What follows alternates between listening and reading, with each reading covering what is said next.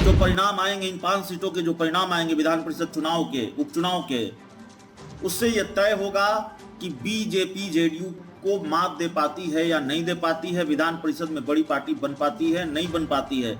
1 सीटों का फासला है और बीजेपी अगर इस फासले को मिटा लेती है तो वो जेडीयू से बड़ी पार्टी विधान परिषद में हो जाएगी। नमस्कार, आप देख रहे हैं सिटी पोस्ट और मैं हूं अभिषेक मिश्रा। विधान परिषद चुनाव के नतीजे आने वाले हैं और विधान परिषद चुनाव के नतीजे सब कुछ तो नहीं लेकिन बहुत कुछ तय करेंगे बिहार की राजनीति के लिहाज से। आज का दिन इसलिए भी बहुत महत्वपूर्ण है। बीजेपी विधान परिषद में सबसे बड़ी पार्टी बन सकती है, जेडीयू से बड़ी पार्टी बन सकती है। तो जाहिर तौर पर बीजेपी जरूर चाहेगी कि उसका कद विधान परिषद में जेडीयू से बड़ा हो जाए, वो बड़ी पार्टी हो जाए। अब इस पूरे गणित को हम आपको समझाते हैं कैसे ये हो सकता है। दरअसल विधान परिषद में मौजूदा वक्त में जेडीयू सबसे बड़ी पार्टी है। जेडीयू के 24 और बीजेपी के 23 सदस्य हैं। फासला बहुत कम है, 1 सीटों का फासला है। आरजेडी विधान परिषद में 14 सदस्यों के साथ तीसरे नंबर पर है। निर्दलीय 5, कांग्रेस के 4 और सीपीआई, हम और एलजेपी के 1 सदस्य हैं। एलजेपी से मतलब है राष्ट्रीय लोक जनशक्ति पार्टी। बीजेपी और महागठबंधन के बीच इन 5 सीटों पर कांटे की टक्कर के आसार हैं।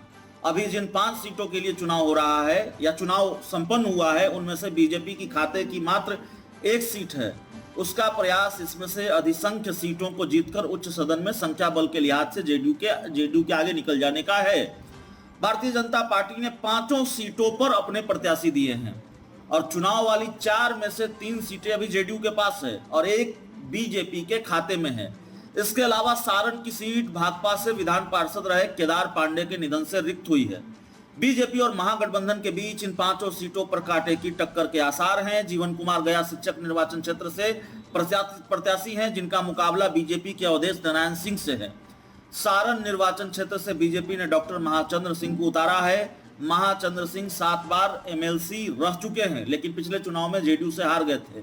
कोसी निर्वाचन क्षेत्र से रंजन कुमार के बूते बीजेपी को जीत की आस है। प्रतिद्वंदिता में महागठबंधन की ओर से 3 सीटों पर जेडीयू, 1 सीट पर आरजेडी और सारण शिक्षक निर्वाचन क्षेत्र से केदार पांडे के पुत्र पुष्कर आनंद भाकपा के प्रत्याशी हैं। राजद के प्रत्याशी पुनीत सिंह पार्टी के प्रदेश अध्यक्ष जगदानंद सिंह के पुत्र हैं। वे मुख्यमंत्री नीतीश कुमार के विरुद्ध चेतावनी की हद तक मुखर रहे। पूर्व मुख्यमंत्री सुधाकर सिंह के छोटे भाई हैं। कोसी शिक्षक निर्वाचन क्षेत्र से जेडीयू के डॉक्टर संजीव कुमार सिंह, गया निर्वाचन क्षेत्र से जेडीयू के संजीव श्याम सिंह और सारण निर्वाचन क्षेत्र से वीरेंद्र नारायण यादव को जेडीयू के टिकट पर महागठबंधन के प्रत्याशी हैं। तो 5 सीटों में से जो परिणाम आएंगे, इन 5 सीटों के जो परिणाम आएंगे विधान परिषद चुनाव के, उपचुनाव के, उससे यह तय होगा कि बीजेपी जेडीयू को मात दे पाती है या नहीं दे पाती है, विधान परिषद में बड़ी पार्टी बन पाती है, नहीं बन पाती है। 1 सीटों का फासला है और बीजेपी अगर इस फासले को मिटा लेती है तो वो जेडीयू से बड़ी पार्टी विधान परिषद में हो जाएगी। तो जो सबसे तात्कालिक फायदा होगा इस चुनाव में जीत का, वो यही होगा बीजेपी को कि वो जेडीयू से बड़ी पार्टी बन जाएगी। उसके बाद धारणाओं के लिहाज से फायदा होगा। 2024 से पहले ये परसेप्शन बनेगा कौन किस पर भारी रहा, और 24 के लोकसभा चुनाव से पहले हर चुनाव उपचुनाव को सेमीफाइनल की नजर से जाहिर तौर पर देखा जाता रहा है, देखा जाता जाएगा। ये राजनीति की रवायत है। इस चर्चा में, इस रिपोर्ट में इतना ही। बहुत बहुत धन्यवाद।